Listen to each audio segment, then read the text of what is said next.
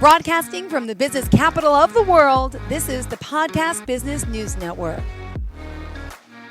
Tracy Clairmont joining us here once again. Excited to have her back as a certified hypnotherapist and life coach as well. And the company is called Tracy Clairmont Hypnotherapy. And by the way, it's Tracy with no E, Tracy. Clairmont is Clairmont. And do you want to share a website or email address, contact number before we begin? So I will definitely share my email. That's the best way to get a hold of me. And it is hypnowithtracy@yahoo.com. That's hypnowithtracy@yahoo.com. And I am developing a website. I will be announcing that soon. That'll be another way to get a hold of me. Perfect. Well, thank you so much. Let's also remind everyone a little bit about yourself, where you're based out of, what you do, and then we'll get to today's topic of conversation. Thank you. Yeah. I am a certified hypnotherapist and a life coach, and I am based out of Western Montana. I have an office here where I'm also a mental health therapist and again, do the hypnotherapy either at my office here or over Zoom. You can definitely do hypnotherapy over Zoom so that I can serve people all over the country, even the world. Great. And I know we've had some great conversations in the past about the work you're doing and people that you work with. And for today, you had something special in mind to talk more about parenting. Could you share a little bit about that? Right. So last time we were together, Jill, we were talking about, well, the last couple of podcasts, we've been talking about, You always bring up um, our kids, of course. yeah, Human we've nature. been talking about building unconditional love and acceptance for ourselves Hmm. first, and then we expanded that to talk about how we can build a foundation of unconditional love and acceptance for our children as well. And we talked last time about how, as caretakers, we are building that foundation for our children. And we talked about some ways to really build a strong foundation for our children.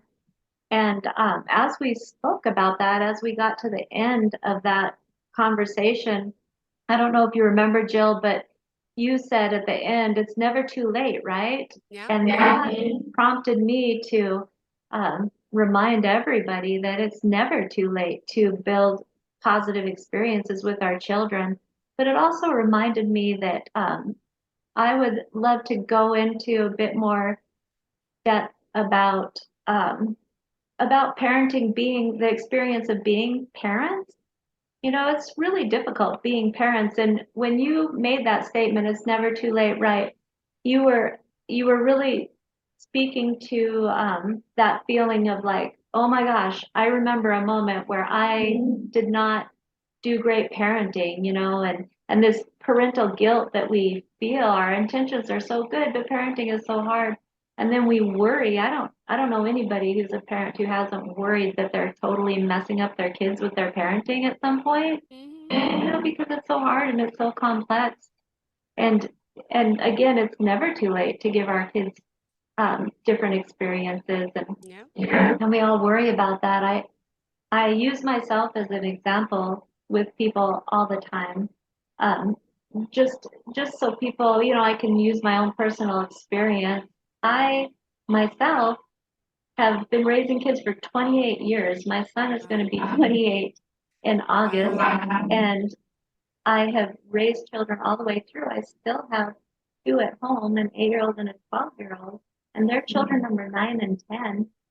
So, and I'm a mental health therapist, and I've worked with children and families for 30 years. You would think that me as a parent, that I would be, spot on and doing a really great job not having those really poor parenting moments. And I'm here to tell you that I do have poor parenting moments for two reasons. First, parenting is hard. Secondly, because I'm human, Yeah. right? And we're always, nobody gets parenting right 100% of the time. Nobody does. And the good news is that Circle of Security is a parenting curriculum, but it's based, there's a group of researchers who developed that program, and it's all about attachment theory. And they actually researched this and found that you only have to be spot on in your parenting 30% of the time to raise healthy, emotionally healthy humans. Yeah. Now, when I learned that years ago, I can't even tell you how relieved I was about that because I'm like, I can be on point 30% of the time. I can't 100% of the time. But Yeah. even with that knowledge, it really helped me to not fall into that pit of parental guilt, Yeah. right? Because once Oh, you yes. dive into that pit of parental guilt, then you start judging yourself Mm-hmm. and you do those things that are the opposite of unconditional love and acceptance for yourself, right? You Oh, start yeah. judging, you start being really harsh Mm-hmm. with the words that you tell yourself, and then you criticize yourself, and those are not helpful states to be in, right? They just really drag you down, and they make it so you start to not trust your own instinct as a parent. Mm-hmm. When you get judged, when you judge yourself, when you receive judgment from the outside, these are all things that really contribute to us questioning and second guessing our own instincts. I think you gave an example, Jill, where you were getting advice about letting your baby cry all the Mm-hmm. Yeah. time. And that people's opinions, we have so many other opinions and conversations going on around us, and there's so much information out there now that we're just like bombarded with recommendations and information, and it causes us to be overwhelmed and then not really be in tune with what we are believing needs to happen, what we're feeling needs to Mm-hmm. happen instinctively. Yeah. So getting back to trusting our own selves and remembering that each one of us parents, we are actually the experts on our own children. Mm-hmm. We can have all sorts of experts in the world, and that's nice to get pointers and hear advice, but we are truly the experts on our own children. Mm-hmm. And when I'm working with children and families, I remind parents of that, and I ask them for information about their children because they are the experts. So as I said, I don't always get parenting right. I have my parenting moments. I use examples of my own poor parenting moments to Yeah. help other people develop empathy for themselves. I had one of those moments the other day where we had a long weekend. My kids rodeo and we travel a lot, and that's exhausting. And we get to Monday morning and it's a little bit chaotic and we're tired. And I was getting my kids to school, and my kids asked if they could go through the coffee stand to get their little Italian sodas or their coffee drink. Aw. And I told them, well, if I have time, if there's not a long line, I need to get to work and my mind's like in this space. So there was a line, but I thought, okay, we can do this. So we go through the coffee stand, we get our drinks, and my 8-year-old thinks her drink is wrong, right? She's like, it's not the right color. And I said, well, taste it. She tasted it. And she's like, no, it's not the right drink. And I said, well, I'm sorry, I don't have time to go back. Mm-hmm. Just don't drink it if you don't want to, but I don't have time. Well, that was my 8-year-old. And then my 12-year-old, in true 12-year-old fashion, decides that she's going to take charge of the parenting in that moment, right? Of course. So she jumps in there and starts screaming at her 8-year-old sister, just drink your drink. You're such a crybaby. You always do this. And the 8-year-old starts fighting back, and she's like, you're not the boss of me. Shut up. And all of a sudden, it's chaos in the car. And I told them 3 times to stop talking to each other. And it fell on deaf ears. And then I lose my temper in that moment, and I screamed, both of you, shut your mouths right now. Well, that's not a shining parenting moment. My No. 12-year-old then, she's an expert at like shooting daggers out her eyeballs. So she's looking at me with that look, and my 8-year-old is, she's having a little meltdown. She's crying in the back. I'm trying to calm myself because when I'm upset, I'm a crier. I'm trying not to cry myself, and I'm on my way to deliver my children to school. Mm-hmm. these are hard parenting moments. So I use myself as an example of, okay, so what do I do in that moment? First off, I calm myself, right? Because part of our job as parents is to teach our children to regulate emotion. And you're never going to regulate your child's emotion by having big emotion, by having dysregulated emotion. So I was trying to breathe, I was trying to calm myself down and gather myself so that I could then meet my children's needs. I knew that when we got to the school, my 12-year-old is not in a space to talk to me at that point. So we had a rupture in our relationship. I'll do the repair with her later. My 8-year-old needs the repair immediately. So I talked to her. I apologized for my own behavior. I did say that their behavior was not okay. That was a poor choice, but my behavior was not okay as well. So I apologized for the screaming and making them feel bad. And then I separate out, great kids make poor choices in behavior. That was a poor choice on both of your part. I could have handled it better. You haven't ruined my day. I hope I haven't ruined your day. I give her loves and hugs because all relationships are about rupture and repair. And the repair is so important, right? The repair is so important because what is a relationship of only rupture? Yeah. It's not a relationship at all. Sometimes our adult relationships that we try to exist within are a pattern of repeated ruptures with no meaningful repair. And they really don't have a chance. Yeah. And our children, they respond to our energy. Mm. Right? That's why, you can't scream at somebody to calm down and expect them to calm down, right? Yeah, my son, I do. I'm guilty of this. We fight every night. It's a fight because they don't want to go to sleep. They don't want to turn the TV off, which I don't put on much anymore, but it's always something. And then at night, because they don't want to go to bed, well, you don't love me. You hate me. I'm the hated child. And becomes this big fight. And then it goes on and on. And there's only so much nice talking I do. And then I'm like, good night, shut everything. We're going to bed. And then I scream. And then the other one, then my 8-year-old grabs his ears, like, he starts crying because he hates the screaming. And I just upset him more. And I'm just like, so frustrated. I'm like, how do you handle that? It's every night the Yeah. same pattern. And I try to set them up and say, like in the morning, okay, so tonight we're going to go to bed. We're not going to do this, right? And then it still happens. I can't break my little pattern of craziness at night with them for some reason. Oh, And then, the three of us, we still sleep together, which is everyone says is wrong, but we do. So I keep telling them, you need to start going to your own room. This won't happen if you go to your own, but they don't want to. We're all so close and this is what we do. But and then like threatening them with being in their own room, but I have to make that transition because I'm trying to explain to them this is not working. Mommy wants to still stay up after you. I'm allowed to stay over. You guys can close your eyes, but mommy can go, read a book, or mommy can go on her phone as long as you don't see it. No, you can't. So it becomes a big, it's, oh gosh. Yeah, I've created little monsters, but guilty. So I don't know how to right. get rid of Well, my own pattern. you know, all all children, even if it does not appear to be so, all children need us as caretakers to be in charge, right?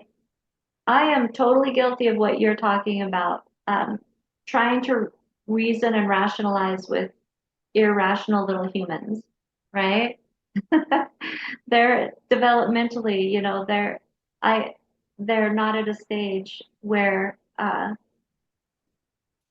it's meaningful interaction to rationalize. I have over rationalized with children, over explained myself and the reason for this so many times. I have begged and pleaded with my children before. Yeah. Please cooperate. Parenting is a balance. You don't want to go to the mean end of things, and you don't want to go to the weak end of things, right? Yeah. Because what all our children need is for us to be bigger, wiser, kinder, and when necessary, in charge. And it sounds like what you're talking about is that difficulty with the being in charge part. Hmm. And, sometimes we just need to stop the discussion, take the discussion out of it, and state the expectation. If the expectation is not met, then there's a consequence that you then are consistently is meaningful to your child and you consistently reinforce. But those are moments where, really hard moments where yeah, we engage in these behaviors that just aren't helpful in our parenting. And then we become frustrated and go to a place where we get overwhelmed with our own emotion, and then it just kind of comes screaming out, and it doesn't feel good. It doesn't feel good. And that's what I mean when I say parenting is hard, and we are all human. And then also there's things that, in this we're all operating off of the foundation that was built by our own experiences with our own caretakers, right? Oh So we yeah, my mother was a yeller, and I feel like I'm becoming her. Now I understand why she used to yell so much, but used to frighten me as a child. And now I feel like I'm frightening my little guy. I'm like, well, my older guy, but still, little one doesn't get frightened from me. The 8-year-old does, and I can see it. I'm like, oh my gosh, I remember feeling like you and hating my mom and just miserable when she would scream. And now he grabs his ears and he's like, I can't hear it. I can't. I'm like, oh, I've created myself, and this is a cyclical cycle. How do you break it? And in those moments, that's one of those timeouts for parents moments, Mm-hmm. right? That's a moment where you take a timeout for yourself and you Yeah. calm yourself so that you can return back. And that's modeling for your children as well, right? This is how I regulate my emotion Mm-hmm. when I am upset. Your kids are gonna be okay for a few minutes while you regulate yourself. Now, I'm not talking about take 30 minutes and go jump in a bubble bath. That's not what I'm talking about. I mean, just take some time to breathe deeply, to say the right things in your mind that will support you in what you're trying to do. Mm-hmm. And, calm yourself, return to it. Then they will see that you are in a calm body, calm mind, and you are in charge of this situation. Now, Yeah. they can choose to listen to you or not. If they choose to not, then know that there will be consequences, and I will be consistent with this. I will be consistent. I'm not going to beg. I'm not going to plead. I'm not going to engage in circular conversations about why something has to happen. It's just going to be because I'm the mom and I'm in charge. And Mm-hmm. so, but all easier said than done. All easier said than done. And consistency is just incredibly important, right? Consistency, predictability.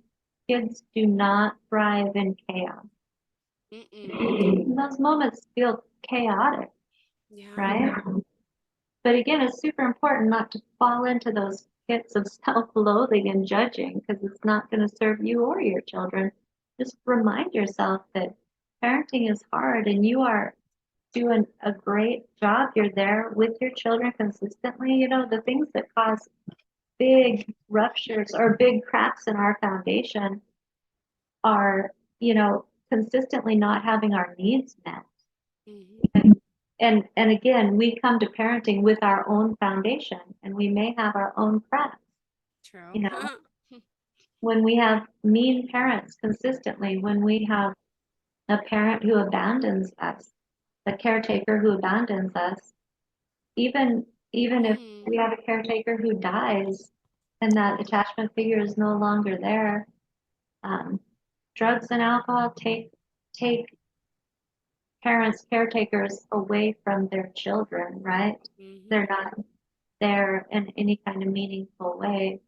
Domestic violence takes us away from being consistent, dependable caretakers. All of these things, if we had it in our own experience, can make our job as parents even more difficult.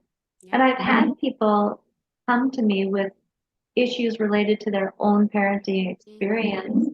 And so that foundation that is laid for us in our early childhood, it's all experiences that are filed away in our subconscious mind, along with the emotion that went with it. And a lot of times we know the issue, but we're not aware of Yeah. why we have the issue. And that's our subconscious mind. Like we can consciously say, I never want to scream at my children again. I'm never going to do that again. That's our conscious mind. And then something happens where our subconscious mind that's driving the bus takes over and there's a rupture, right? That's hypnotherapy is really helpful for people who have issues like that. And these are issues that are hard to admit to other people, right? Because we're so Yeah. afraid and we're judging ourselves. We're so afraid of being judged. They're really hard to bring to other people, but they're so important to bring to other people. For example, I had a mother come to me, and she had such a hard time admitting to me that she was completely uncomfortable with her children snuggling into her, coming into her with hugs and kisses and that affection that her children were so badly wanting from her. She was intensely uncomfortable with that. So that told me there's something in her subconscious mind that's driving that bus in regard to physical closeness and affection. And she wanted to know the answers, so we did hypnotherapy. We brought up the issue, and we found that a scene she went to was a scene with her own mother, and her mother was hysterical, crying, angry. This client of mine was 5 years old in the memory, and the father had left. She was very close to her father, and her mother was screaming hysterically at her for causing her father to leave.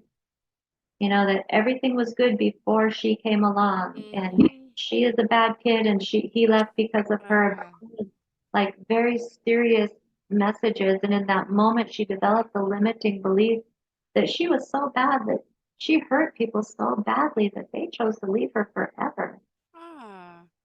And then to ensure that that'll never happen again, she also decided in her subconscious mind that she would always keep a safe distance from the people, from all people, but especially the people she loved most.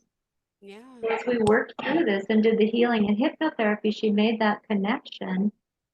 And then she was able to see that her inability to be close to her children and snuggle and love and affectionate was actually a very misguided act of love towards her children, right? Mm-hmm. She was trying to protect them from her, who was inherently bad and drove people away and hurt people.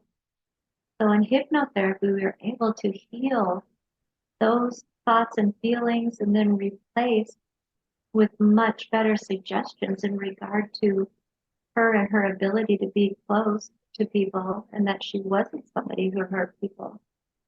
And we were able to resolve those things. And a month later, I got a hold of her just to ask her how things were going. And this was one hypnotherapy session.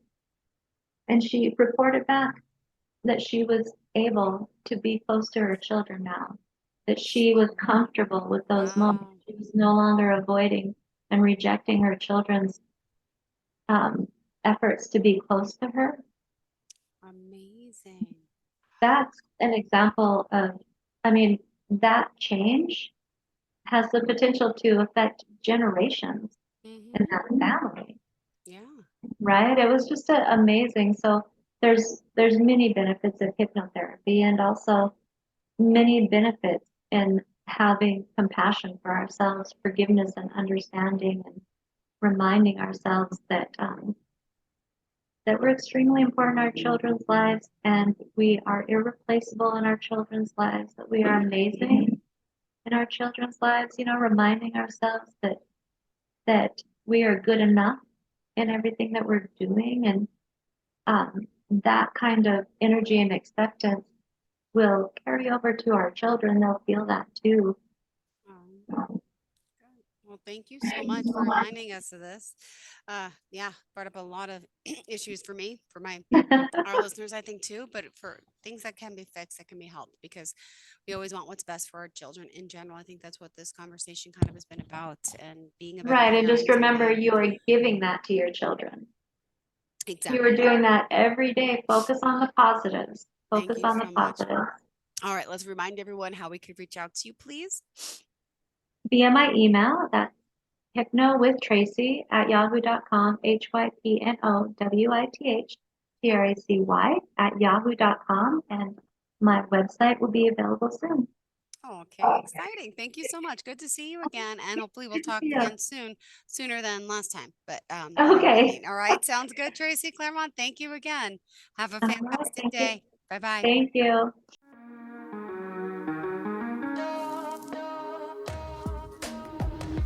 Broadcasting from the business capital of the world, this is the Podcast Business News Network.